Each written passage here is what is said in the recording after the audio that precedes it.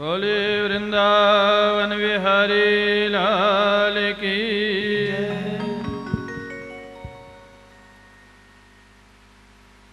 भगवान श्री कृष्ण और बलराम नंद बाबा के पास पहुंच जाते हैं अपराह्न में, मथुरा जी के बाहर जो ठहरे हुए हैं। श्री कृष्ण ने पूछा बाबा से, बाबा धनुष यज्ञ तो कल है और आज का समय हम लोगों के पास खाली है, आपकी अनुमति हुए 3 ग्वाल बालों को मैं मथुरा जी का दर्शन करा के ले आऊं। इन्होंने कभी मथुरा जी देखी नहीं, नगर देखा नहीं, गांव में रहे।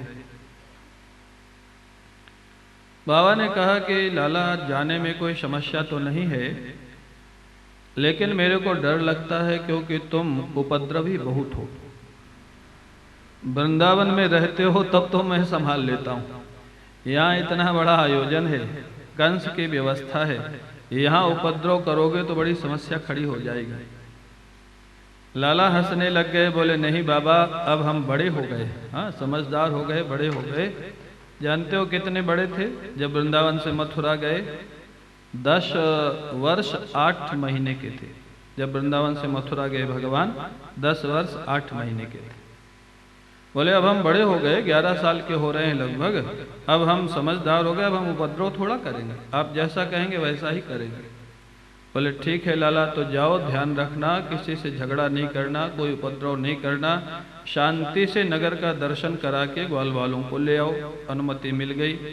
कृष्ण बलराम ग्वाल बालों को लेकर के मथुराम प्राविशत गोपई दिदृक्षु परिवारिता, एक जैसे परिवार के जैसे ही उनके ग्वाल बाल है, उनको लेकर के महाराज मथुरा नगरी में प्रवेश करते। ददर्शताम स्फाटिक तुंग गोपुरत, मथुरा नगरी को इतना सुंदर सजाया है कंस ने महाराज, स्फटिक, हीरा, सोना, चांदी, इनसे तो दरवाजों को महाराज जटित किया गया, जो महलों के दरवाजे हैं उनको सजाया गया है।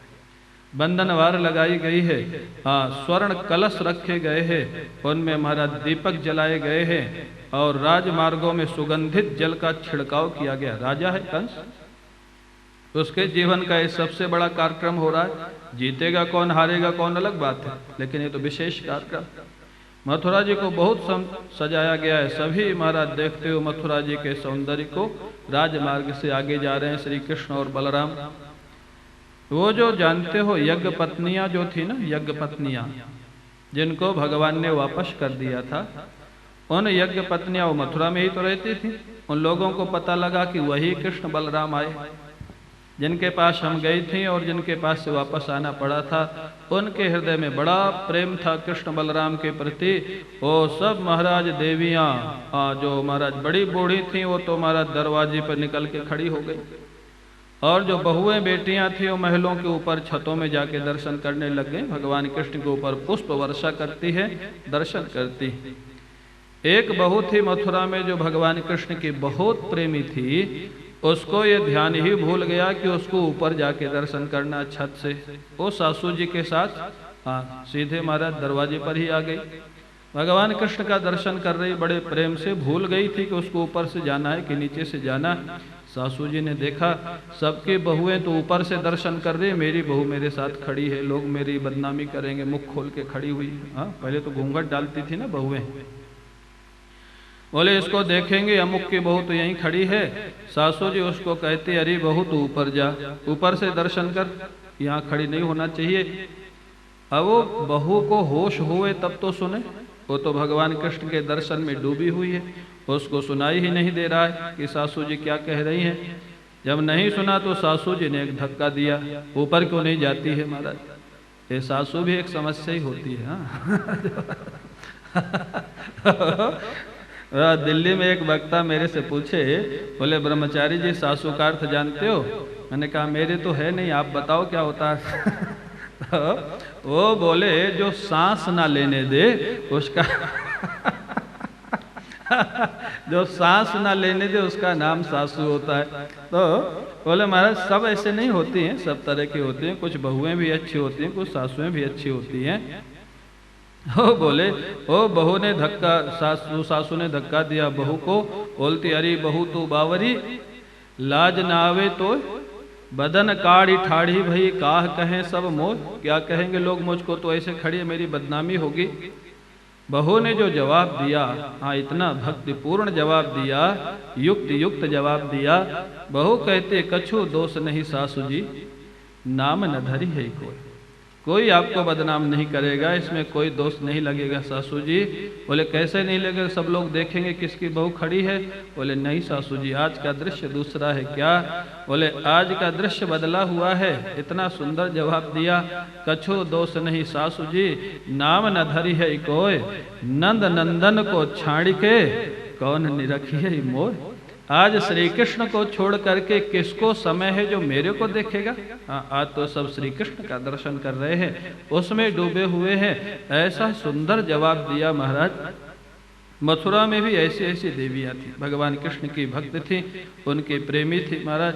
और आगे भगवान गए, ब्राह्मणों ने स्वागत किया।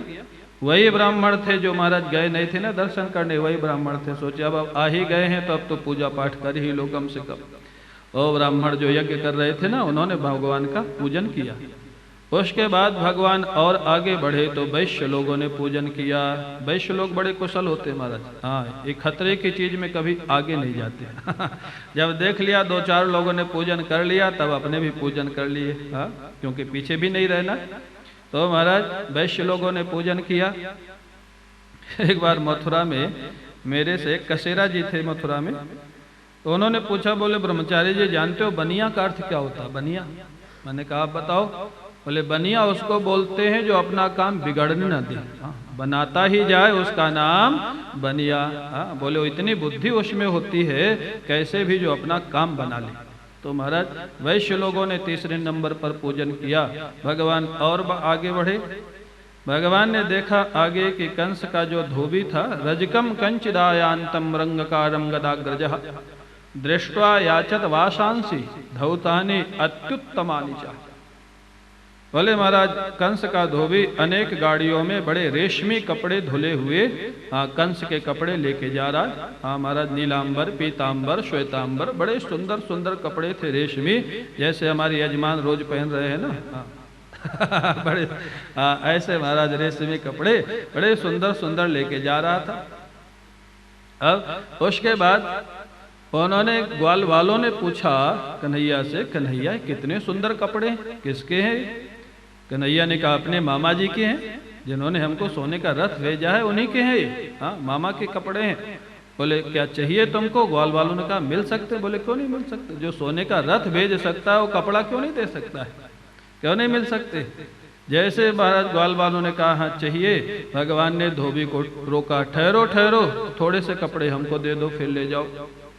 वो जो धोबियों का सरदार था, कंस का धोबी था ना, बड़ा अभिमान था कंस का धोबी। हाँ महाराज, बड़े लोगों को भले अभिमान ना हो, उनके सेक्रेटरी को बड़ा अभिमान होता है। हाँ, हम इतने बड़े आदमी के सेक्रेटरी। हाँ?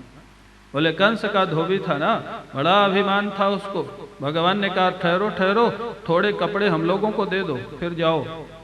वो खड़ा होकर के बोलता है कौन हो तुम लोग? हाँ, देखने में तो जंगली लग रहे हो। यही कह रहा, नित्यम गिरी बने चराह, जंगली पहाड़ी लोगों, तुम लोगों को ये कपड़े कभी देखे हैं या पहनोगे ही? कभी देखा है ऐसे कपड़े? महाराज जैसे ही अपमानित शब्द बोला धोबी, भगवान कृष्ण ने सोचा ये धोबी रामावतार में भी तंग किया था। जानकी जी का त्याग करना पड़ा इसके कारण। वहां तो मर्यादा पुरुषोत्तम था, चलो छोड़ दिया, अब तो मर्यादा पुरुषोत्तम। एक थप्पड़ मारा जोर से महाराज धोबी के सरदार को, एक थप्पड़ में ही उसका गोविंदा नमो नमः हो गया। महाराज धोबी तो गया हाँ भगवान के धाम को, जो मालिक था। बाकी जो सेवक थे वो भाग खड़े हुए। जब मालिक मार दिया गया तो बाकी सब गाड़ी छोड़ के भाग गए। भगवान कृष्ण ने कहा ग्वाल वालों से अब ले लो जितने चाहिए कपड़े, अब कोई रोकने वाला नहीं, सब भाग गए। ग्वाल वाल कपड़े ले तो लिए, लेकिन अब महाराज कहाँ कंस और कहाँ ग्वाल वाल, कपड़े बहुत बड़े थे, वो आवे ही नहीं। एक दर्जी था, दर्जी भी कंस का ही था। देखो हर तरह के लोग थे मथुरा में। ये धोबी भगवान कृष्ण का विरोधी निकला, दर्जी भगवान का भक्त निकला। दर्जी ने कहा प्रभु मेरे पास आइए, मैं सबकी नाप ले लेता हूँ, कपड़ों को अभी काट करके तुरंत सिलाई करवा देता हूँ। वो दर्जी भी कंस का था, अनेक नौकर थे उसके पास। सभी ग्वाल बालों की नाप लिया।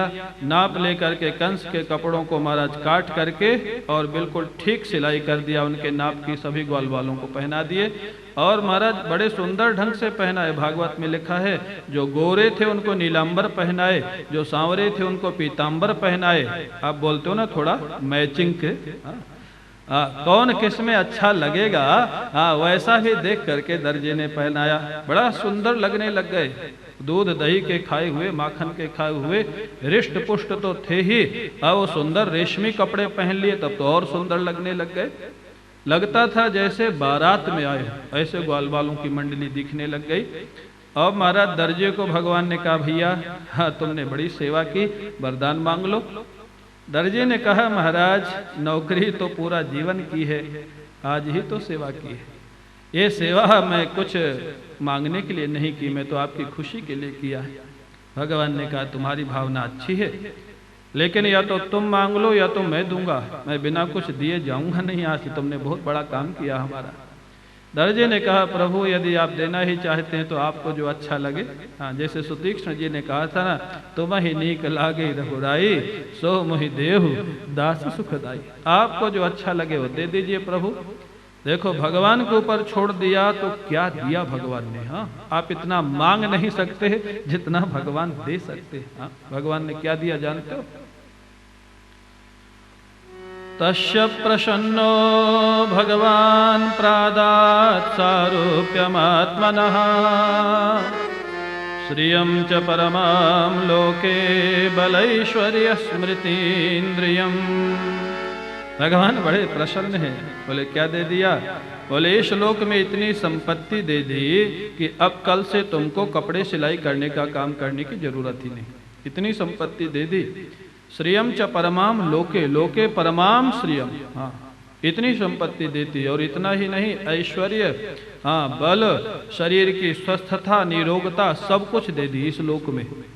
और बोले इतने में भी भगवान को संतोष नहीं हुआ तो दर्जे को बोले जब इस लोक को छोड़ के आओगे ना तो तुमको सारूप्य मुक्ति मिल जाएगी, ये भी वरदान अभी से दे देता हूँ। महाराज जी कहते देखो जीवन भर दुनिया की सेवा किया तो क्या मिला, और एक दिन भक्त और भगवान की सेवा की तो क्या मिला। दोनों का अंतर देख ले। दुनिया आपकी सेवा की तो जीवन भर कपड़ा, रोटी और रहने की व्यवस्था हुई। एक दिन भक्त और भगवान की सेवा की तो लोक और परलोक दोनों की प्राप्ति हो गई। सब कुछ दे दिया भगवान ने। भगवान और आगे बढ़े। वहीं मथुरा जी में एक माली रहता था जिसका नाम था सुदामा। ये सुदामा अलग, वो सुदामा अलग। वो माली महाराज भगवान का बड़ा भक्त था। भगवान से बोला प्रभु मैं भी आपकी सेवा करना चाहता हूँ। बोले करो, मेरे पास बोले सामान नहीं। बोले काम क्या करते हो? बोले माला बनाता हूँ, चंदन लगाता हूँ। भगवान बोले बस इसी की तो कमी रह गई, बाकी काम तो हमारा हो ही गया। वस्त्र सुंदर हो गए, हाँ, और तो सारा काम हो गया। कितने महाराज दयालु हैं, किसी को हीनता का अनुभव न हो अपने भक्त को, ये ध्यान रखते हैं प्रभु। हाँ, हीनता का अनुभव न हो। बोले माला और चंदन की तो कमी रह गई है तो चंदन लगा दे, माला पहना दे, बस हमारा काम हो गया। माली ने चंदन लगाया, माला पहना दी और उससे भी भगवान ने कहा कुछ मांग ले। माली ने भगवान की प्रेम लक्षणा भक्ति मांगता है। हाँ, ऐसे ऐसे लोग थे महाराज मथुरा में, आश्चर्य होता है। कंस के राज्य में भी, और वो भी छोटे छोटे काम करने वाले लोग। सोपि बब्रे चलाम भक्तिम तस्मिन्नेवाखिलात्मनि तद भक्तेश्च सौहार्दम भूतेषु च दयाम परा। क्या सुंदर वरदान मांगा माली ने। बोले अपने चरणों में प्रेम लक्षणा भक्ति दे दीजिए, भक्तों के प्रति मित्रता दे दीजिए, दीन दुखियों के प्रति दया दे दीजिए। ये वरदान माली ने मांगा। ऐसे ऐसे विलक्षण लोग थे। भगवान ने उसको वरदान दिया और आगे बढ़े रास्ते में महाराज। अब जब रास्ते में बढ़े तो एक देवी दिखाई दी जो महाराज टेढ़ी टेढ़ी चल रही थी, हाथ में कटोरा लिए हुई थी, महल की तरफ, कंस के महल की तरफ जा रही थी। कौन थी ये? कौन थी? हाँ, सब जानते हैं महाराज। आप लोग सब कथा जानते हो तो आपकी बड़ी श्रद्धा है जो हमसे सुन रहे हो। हाँ, आगे से आगे आपको पता है कि अब क्या आने वाला है, मालूम है कि नहीं? हाँ, मालूम है ना। यहाँ 3 घंटा बैठ के सुनते हो, ये तो आपकी भावना है। एक महात्मा कहते थे, बोले जो जमीन पर बैठे वो जमींदार और जो चौकी पर बैठे वो चौकीदार। हाँ, महात्माओं के ऐसे विनोद होते हैं। बोले जो चौकी पर माने आसन पर सिंहासन पर बैठे, चौकीदार जो चौकी पे बैठे, तो कहते हैं महाराज एक देवी दिखाई दी, ये थी कुब्जा। जीव गोस्वामी जी ने लिखा है कि जो कुब्जा थी ना, ये पिछले जन्म की शूर्पणखा थी, रामावतार। वहां पर इसने भगवान श्री राम को पति के रूप में वर्ण करने का प्रयास किया, लेकिन भगवान मर्यादा पुरुषोत्तम थे, वर्ण किए नहीं। नाग कान इसलिए समाप्त किए थे कि इसने मेरा वर्ण कर लिया है तो आगे अब ये संसार में कहीं न जाए। एक बार भगवान का वर्ण जिसने कर लिया वो दुनिया में कैसे जा सकता है। और अगले जन्म में जन्म से ही कुबड़ी थी, ये जन्म से, जैसे इस जन्म में भी इसका विवाह नहीं हुआ था। भगवान ने देखा अब इसके उद्धार का समय आ गया है। भगवान पीछे से आवाज लगाते हैं, हाँ, कात्वम वरोरुह, अरे ओ सुंदरी, तो कौन है? जानते हैं कौन है, फिर भी हाँ, एक